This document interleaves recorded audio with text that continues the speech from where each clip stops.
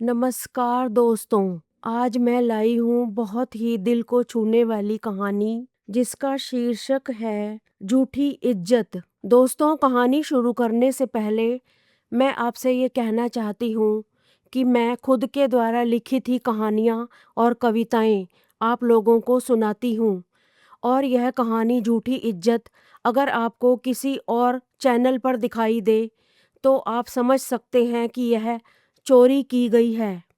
और मेरी बहुत सी दूसरी कहानियाँ भी लोग चुरा कर उन पर वीडियो बना रहे हैं। तो प्रस्तुत है कहानी झूठी इज्जत। मीनाक्षी दोपहर बाद राजमा उबालने के लिए रख ही रही थी कि तभी डोर बेल बजी। वह जल्दी से कुकर गैस पर रखकर दरवाज़ा खोलने गई। दरवाजे पर उसके जेठ नंदलाल और जेठानी मंदिरा खड़ी थी। उसने दोनों को अंदर आने के लिए कहा। अंदर आने पर उसने उनके पाँव छुए और बैठने के लिए कहा। मीनाक्षी कुछ नमकीन की प्लेटें और बिस्किट साथ में पानी भी ले आई। जेठानी ने पूछा, दोपहर के खाने का समय तो बीत चुका है, रात का खाना अभी से बना रही हो क्या?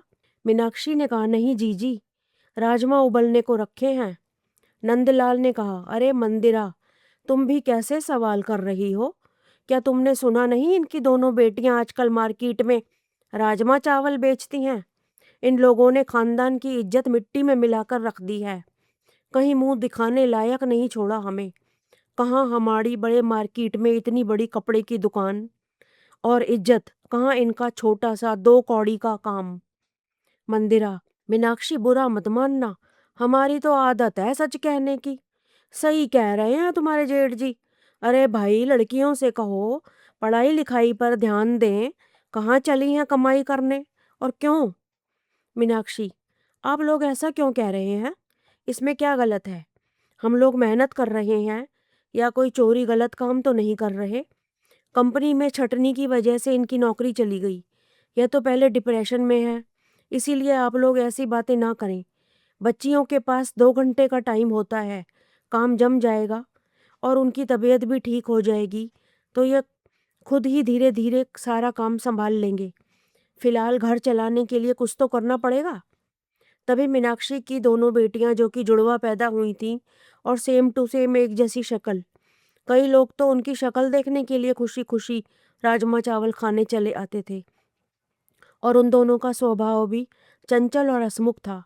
वे दोनों कॉलेज से आ जाती हैं। उनके ताऊजी और ताईजी उन्हें बहुत खरी खोटी सुनाते हैं। तब सोना से रहा नहीं जाता।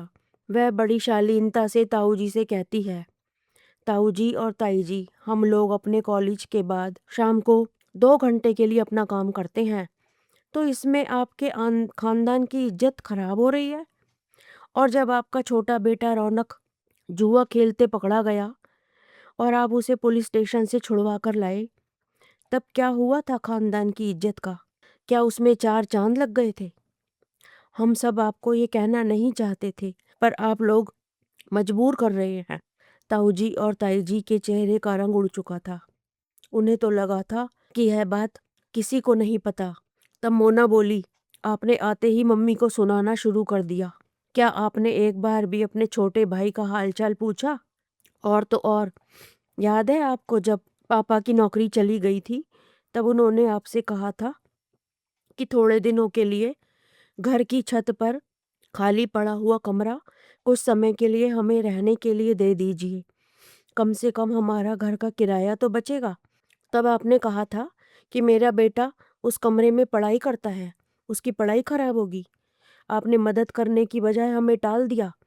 शायद आपको लगा कि हम उसे हड़प लेंगे। अब आप हमें शिक्षा देने आए हैं। तब कहाँ गई थी खानदान की झूठी इज्जत? मीनाक्षी को अपनी बेटियों का इस तरह बात करना अच्छा नहीं लग रहा था। इसीलिए उसने कहा, बस करो तुम दोनों। ताई जी कह रही थी, वाह रे वाह मीनाक्षी, पहले तो अपनी बेटियों को सब कुछ सिखा कर बैठी है और हमारे सामने अच्छे होने का नाटक कर रही है। सोना, बस कीजिए ताई जी और प्लीज़ यहाँ से चले जाइए। हम खुद से देख लेंगे हमें क्या करना है क्या नहीं। मोना, बुरा मत मानना ताई जी, हमारी तो आदत है सच कहने की। ताऊ जी के कहने पर हम लोग अभी ये काम छोड़ते हैं।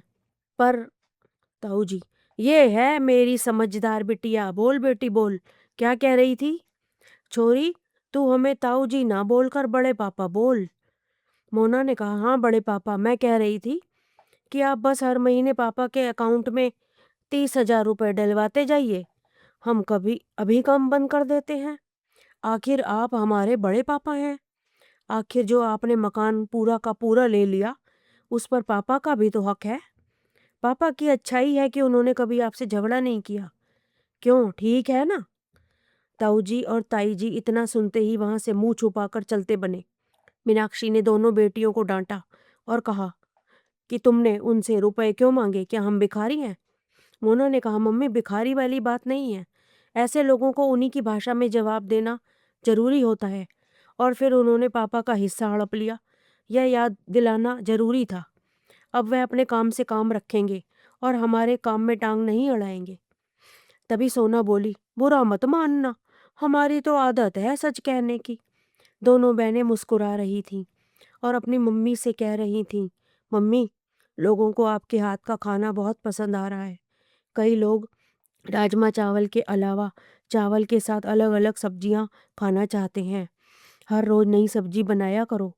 मीनाक्षी प्याज काटते समय सोच रही थी कि बेटियों ने कुछ गलत भी तो नहीं कहा।